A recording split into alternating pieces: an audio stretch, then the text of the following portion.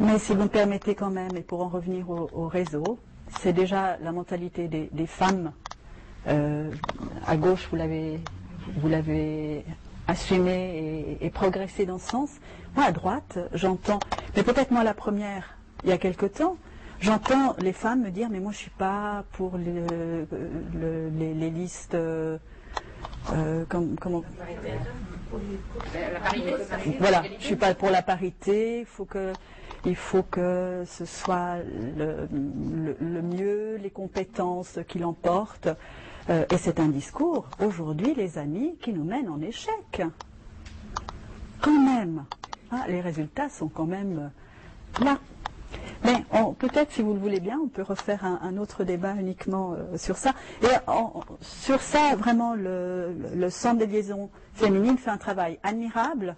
Je sais que ce n'est pas toujours facile pour elles de convaincre les personnes d'y participer. Alors vraiment, ça y est, les bienvenus ce soir. Mais c'est un réseau en tant que tel. Et nous partirons toutes, j'en suis certaine, enrichies d'avoir échangé quelques phrases, quelques mots, quelques idées tout à l'heure. Alors on arrive au niveau des réseaux à la fin des années 80 et ces fameuses féministes à l'époque ont fait un certain travail mais ne sont pas arrivées à faire fondre ce fameux plafond de verre qui maintient les femmes tout en bas de la hiérarchie professionnelle. Alors on ne cesse à ce moment de leur dire, fin des années 80, combien les réseaux sont importants.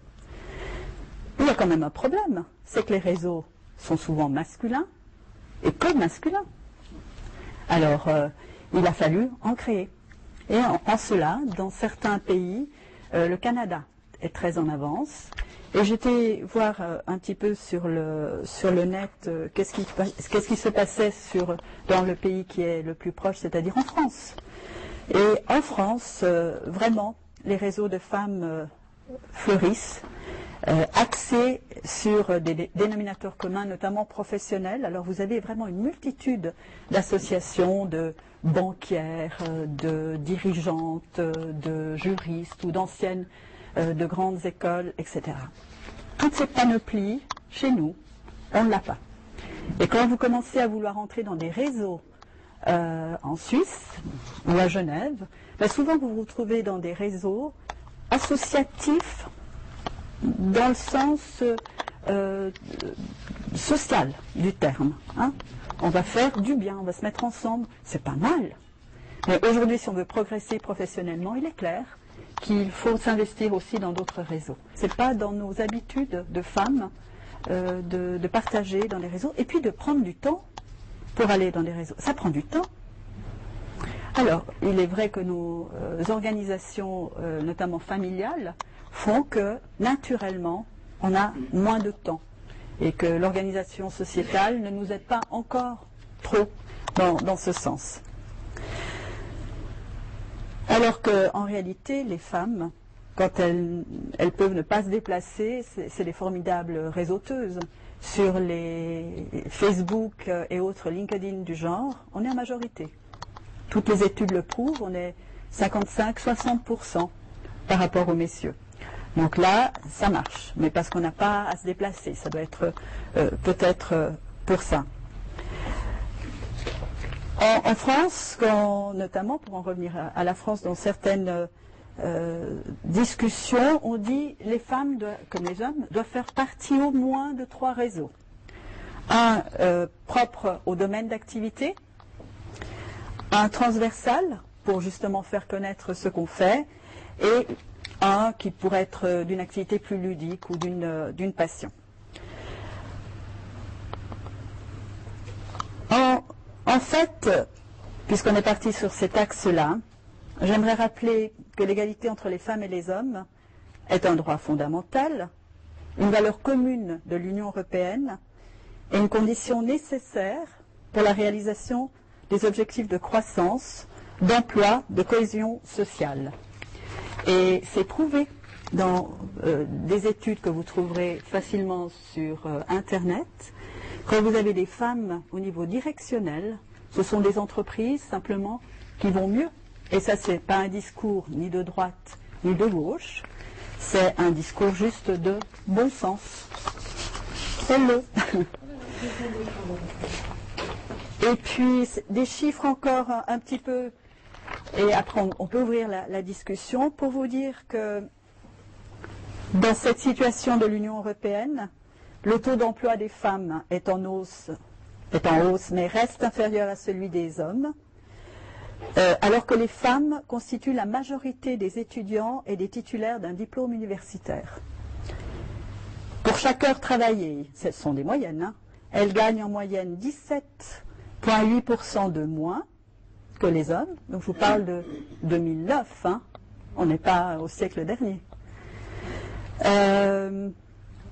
Les femmes sont encore largement sous-représentées au poste de décision économique et politique, même si la proportion est en croissance au cours des 10 dernières années.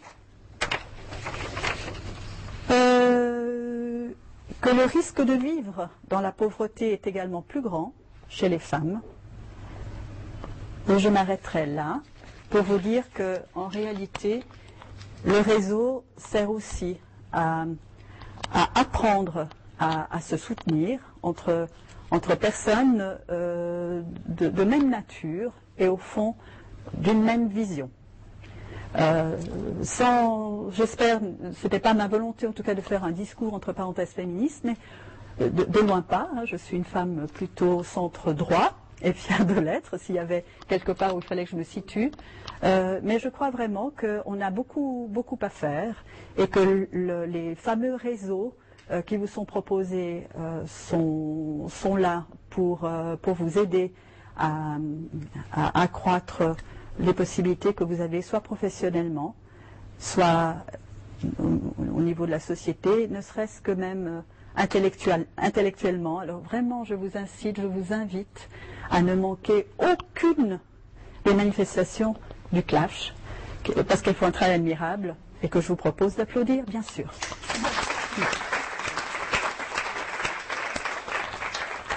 C'est vrai que quand on entre dans un réseau, et tu le répètes aujourd'hui, tu le dis quelque part, faut immédiatement donner.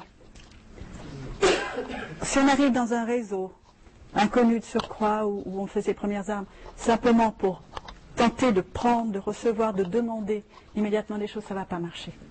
Vous êtes repéré immédiatement par la base. C'est après. C'est faire partie d'un réseau et en tirer des bénéfices, ça se mérite, quel que soit le réseau. Hein, alors, si je peux me permettre, par ma petite expérience, vraiment, donner. Et après, le reste vient franchement très vite et tout seul. Merci d'avoir permis de le rappeler.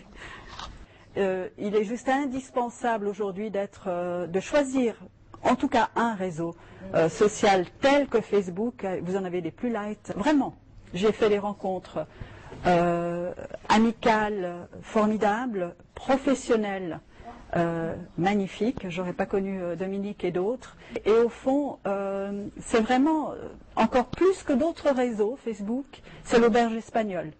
Vous y retrouvez ce que vous y amenez. Hein, commencez toujours par donner. Voilà, bonne soirée et merci de nouveau à ces coprésidentes magnifiques qu'on a déjà applaudi et à qui je donne la parole de la fin. Merci beaucoup, mesdames.